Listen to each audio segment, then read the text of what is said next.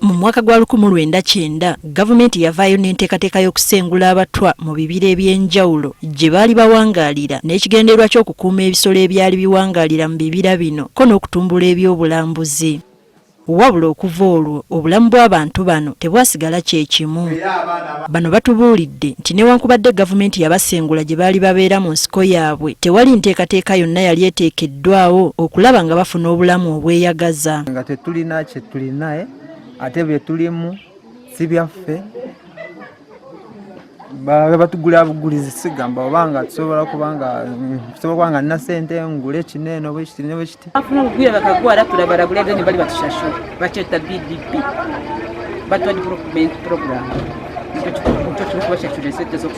tukitegedde nti olw'okuba abantu bano baali bamanyiira kubeera bokka mu bibira basanga okusoomoozebwa kungi mu nkolagana yaabwe n'abantu ba bulijjo be baasanga. Their mindset change is a need, so it cannot be fulfilled unless the education program is enhanced.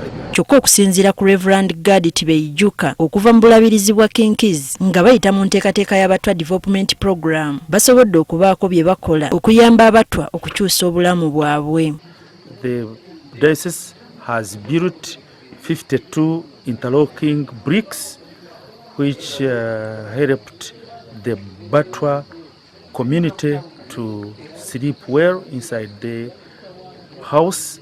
Originally they had huts which were not safe for their lives. Kyokka agamba nti basanze okusoomoozebwa olw'enneeyisa y'abantu bano okulemererwa okumanyiira embeera gye balimu. They haven't grown up, I can say intellectually. They haven't even been developed to the extent that their planning is not yet at par, is not yet good. Atubuulidde nti bano balina omuze gw'okulwana ne bannaabwe be basanga ekireetawo obutabanguko. Their hostility fails, brings the bad relationship with the other people next to them. Secondly, the hospitality brings selfishness. They separate themselves from others.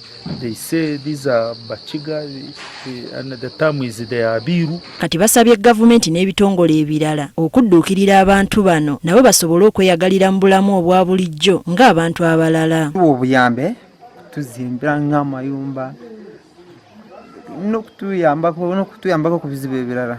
Okwogera bino ab'ekibiina ky'Abannazaaleth babadde bakyaliddeko abantu bano n'okulaba embeera mwe bawangaalira.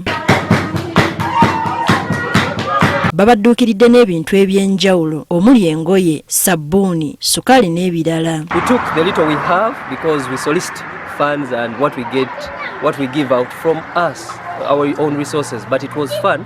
This time we were able to visit the Batwa. Abatwa basiimye obuyambi obubaweereddwa. They are now happy for what has been done. Okusinziira ku kitongole ekivunaanyizibwa ku kubala abantu Kiwubos, omuwendo gw'abatwa mu ggwanga kati gulinnye nga kati baweze 7,600 mu Uganda.